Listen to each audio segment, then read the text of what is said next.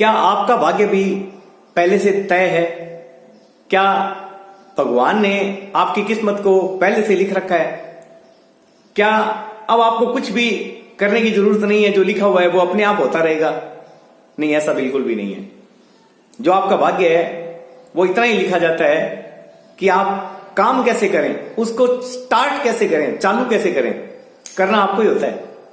आपका जन्म, आपकी परिस्थितियां, आपका आवास, ये जरूर जो भाग्य में है वो आपके लिखा होता है कि आप कहां जन्म लेंगे, किस परिस्थिति में जन्म लेंगे, किसके घर जन्म लेंगे, अमीर के घर जन्म लेंगे या गरीब के घर जन्म लेंगे, वो आपके भाग्य में जरूर लिखा होता है। क्योंकि 2-3 प्रकार के कर्म होते हैं, वो आपको उन कर्मों के हिसाब से आपका जीवन चलता है कि आपने पीछे कौन से कर्म किए हैं, अच्छे किए हैं कि बुरे किए हैं।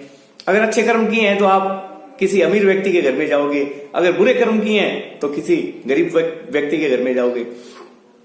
अब अगर ये मान लिया जाए कि सब जो मतलब लिखा हुआ है वही होगा, अगर ये मान लेते हैं तो हमें तो कुछ करने की जरूरत ही नहीं है, हमारी तो मेहनत बेकार है।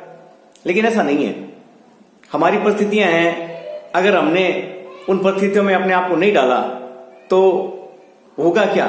हमारे जीवन का अंत हो जाएगा, वो भी बिना कोई काम किए हुए।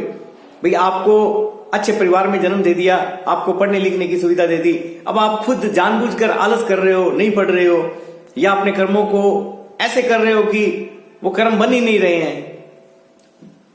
कहानी तो यही खराब है कि आपने सारी सुविधाएं ली हैं, आपके पास सभी सुविधाएं हैं, उसके बाद भी आप अपना कर्म है वो संचित नहीं कर रहे हो। आप उन कर्मों को गलत कर रहे हो, और गलत कर रहे हो तो आपका भाग्य दुर्भाग्य में बदल रहा है।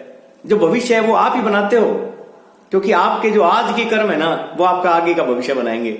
यानी कि आपको अगर आलस छोड़ना है और कंटिन्यूटी बनाए रखनी है, आपको पढ़ना है या अपने लक्ष्य में कामयाब होना है, तो उस स्थिति को आप मजबूत बनाओगे, खुद को मजबूत बनाओगे और पढ़ाई की तरफ ध्यान दोगे। या जिस लक्ष्य में आपको आगे बढ़ना है, जैसे मान लो कोई कंप्यूटर ऑपरेटर बनना चाहता है या कोई बड़ी डिग्री हासिल करना चाहता है, तो उससे कंप्यूटर का पूरा ज्ञान होना चाहिए, उसके लिए उसको मेहनत करनी पड़ेगी।